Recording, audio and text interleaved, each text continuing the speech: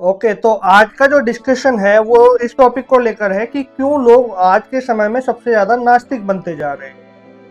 मैं इंडिया की बात नहीं कर रहा, मैं वर्ल्ड वाइड बात कर रहा हूँ। वर्ल्ड वाइड भी बहुत सारी कम्युनिटी ऐसी है जो अपने आप को किसी भी धर्म में शामिल नहीं कर रही है, वो हर एक धर्म से अपने आप को अलग कर रही है। अगर हम वर्ल्ड वाइड बात करें तो फिनलैंड जो है वो एक ऐसी कंट्री है जो सबसे ज़्यादा नास्तिकों की कंट्री मानी जाती है, यानी एथिस्ट वहाँ पे सबसे ज़्यादा है। और क्या आप जानते हो कि वहाँ का जो ओवरऑल सिस्टम है, वहाँ पे धर्म ना के बराबर है। वहाँ लोग किसी भी धर्म से अपने आप को नहीं जोड़ते हैं। मैं केवल सनातन या हिंदू धर्म की बात नहीं कर रहा, वहाँ पे लोग ना तो क्रिश्चियनिटी को फॉलो करते हैं, ना किसी दूसरे धर्म को फॉलो करते हैं, किसी को फॉलो नहीं करते। और दुनिया के सबसे खुशहाल देशों में वो जो कंट्री है वो टॉप के ऊपर है। अब आखिर ऐसा हो क्यों रहा है? क्या धर्म को छोड़ना ही खुशी है वास्तव में? और यदि धर्म छोड़ा जा रहा है तो क्यों छोड़ा जा रहा है? क्यों लोग एथिस्ट होते जा रहे हैं? इसके पीछे कौन जिम्मेदार है? तो चलिए आज हम बात करते हैं।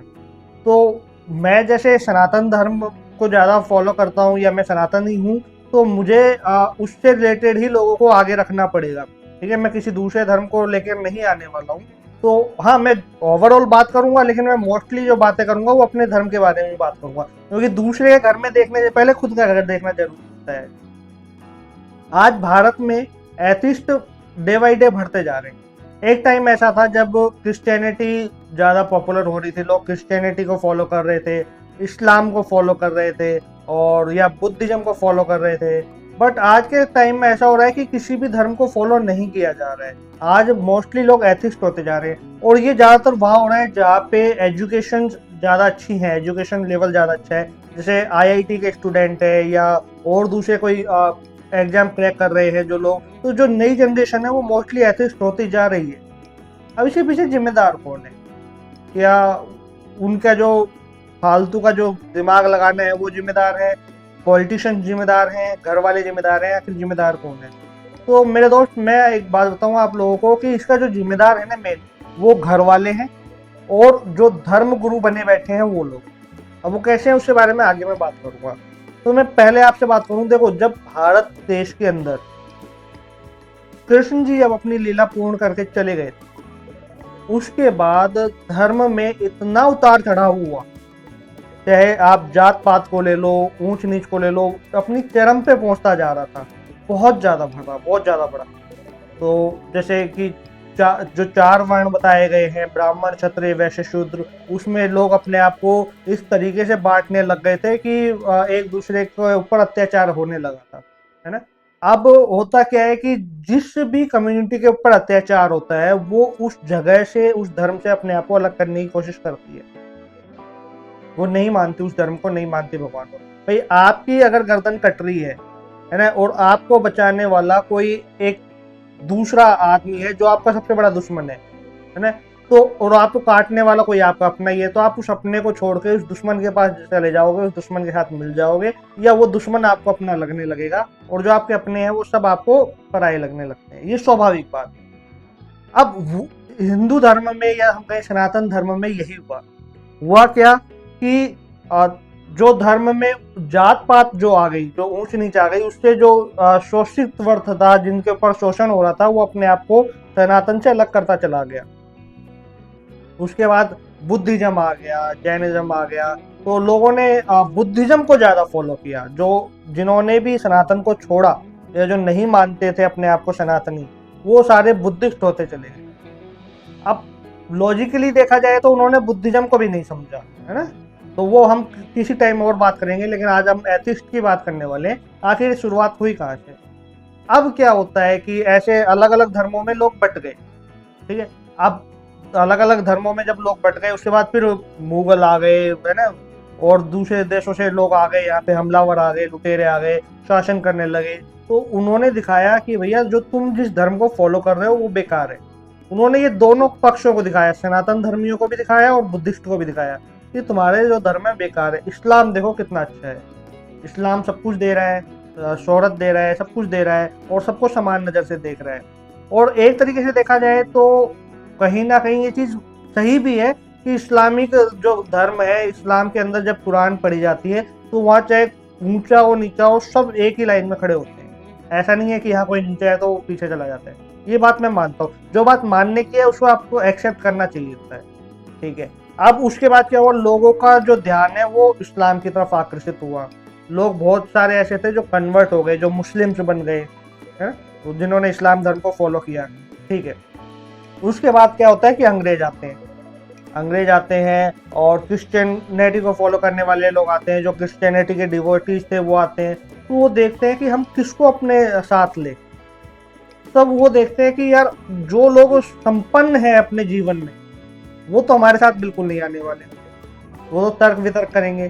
तो हमारा जो टारगेट ऑडियंस है वो ऐसे लोग हैं जो भूखे हैं, जो बेरोजगार हैं, जिनको पेट भरने को खाना तक नहीं है। अगर हम उन्हें थोड़ा लालच देंगे तो क्रिश्चियनिटी को फॉलो करने लग जाएंगे। तो क्रिश्चियनिटी को जो डिवोटीज थे उन्होंने क्या किया, जो आदिवासी थे, जो गरीब थे, जो भूख प्यास से मरते थे, उन लोगों को क्रिश्चियन बनाने लग गए।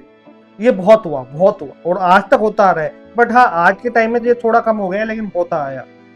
अब क्या होता है कि कुछ ऐसे लोग, चाहे वो इस्लाम से निकले हों, चाहे वो क्रिश्चियनिटी से निकले हों, चाहे वो सनातन धर्म से निकले हों, चाहे वो बुद्धिज्म से निकले हों, जब वो आगे जाके अपनी एजुकेशन कंप्लीट करते हैं, बड़े यूनिवर्सिटीज में जाते हैं और दुनिया भर का ज्ञान अर्जित करते हैं, पढ़ाई करते हैं, तो उनके मन में अपने ही धर्म को लेके डाउट उठता है कि यार अब तक जो मेरे माँ बाप, मेरे पूर्वज फॉलो करते आ रहे थे या मुझे जबरदस्ती फॉलो करने के लिए कह रहे हैं, वो सही है या गलत है। वो उसके बारे में सोचने पे वो लोग मजबूर हो जाते हैं, और होना स्वाभाविक भी है।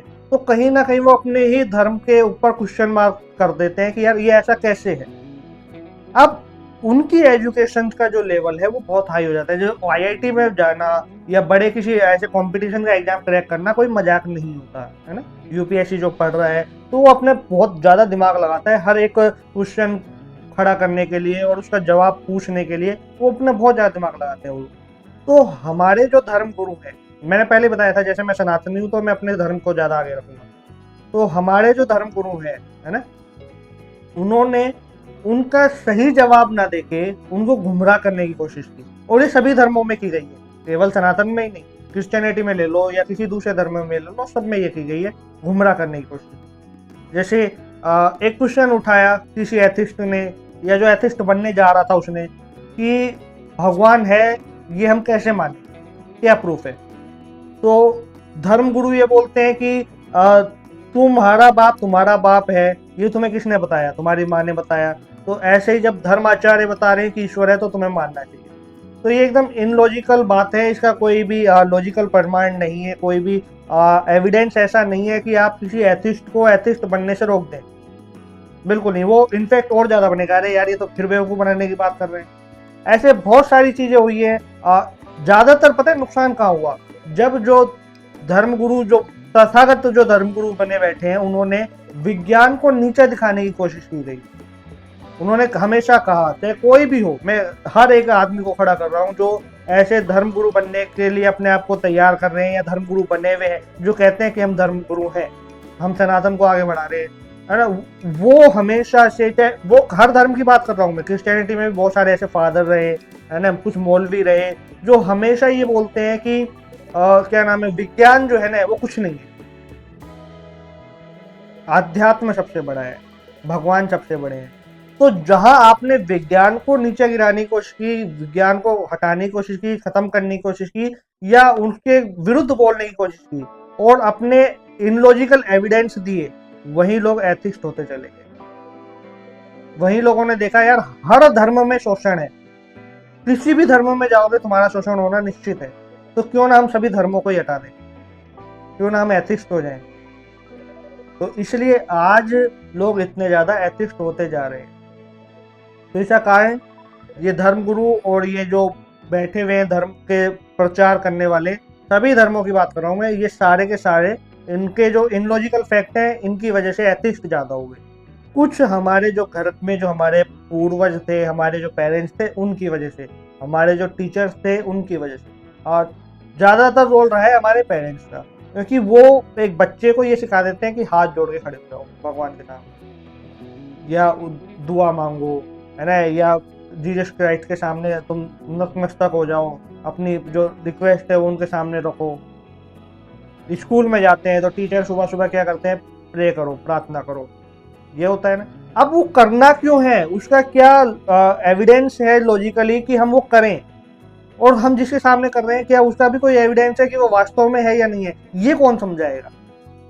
जब ये नहीं समझाया तो बचपन में तो ठीक है, माँ बाप के डर से, टीचर के डर से हाथ जोड़ लिए गए, लेकिन जैसे जैसे बड़े होते चले गए, जब दिमाग आता चला गया और जब हम स्वतंत्र होते चले गए, उस समय इस दिमाग ने सोचने पर हमें विवश कर दिया कि हम क्यों कर रहे हैं, क्या कारण है, क्या हम मूर्ख हैं। और अगर ये जो हम कर रहे हैं वो सब एक अंधविश्वास मात्र है, तो हमें एथिस्ट बनना स्वीकार है, हम इन सारे धर्मों को छोड़ते हैं। इसलिए आज आप देखोगे कि एथिस्ट लोग सबसे ज्यादा होते जा रहे हैं वर्ल्ड वाइड, भारत में नहीं वर्ल्ड वाइड। कुछ ऐसे हैं जो अपने आप को ऑफिशियली नहीं बोलते हैं कि हम एथिस्ट हैं, कुछ हैं जो बोलते हैं। नहीं बोलने का रीजन भी है कि हाँ, घर वालों से धिक्कार मिलेगी, वो परेशान होंगे, सोसाइटीज जो है वो जीना मुश्किल कर देती हैं, इसलिए लोग अपने आप को ऑफिशियली एथिस्ट नहीं बोलते हैं। बट कहीं ना कहीं बहुत सारे लोग हैं जो एथिस्ट हो चुके हैं, उन्हें कोई मतलब नहीं है ना किसी भगवान से ना किसी धर्म से। तो मैं आपको एक बात बताऊं, अगर ये वीडियो उन लोगों तक पहुंच जाए तो बहुत अच्छा होगा जो धर्म के प्रचारक हैं। देखो भैया, अगर आप विज्ञान को आध्यात्म से नीचे स्तर का दिखाओगे तो कहीं ना कहीं एथिस्ट की संख्या बढ़ती ही चली जाएगी, और इतनी बढ़ जाएगी कि एक टाइम पे कोई भी मंदिर में, कोई भी धर्म में नहीं मानेगा, ना कोई किसी मंदिर में जाएगा, ना कोई किसी मस्जिद में जाएगा, ना किसी कोई चर्च में जाएगा। तो विज्ञान को कभी भी निचला नहीं दिखाना चाहिए। विज्ञान भौतिक संसार के अंदर जितने भी कार्य हो रहे हैं वो सब विज्ञान है।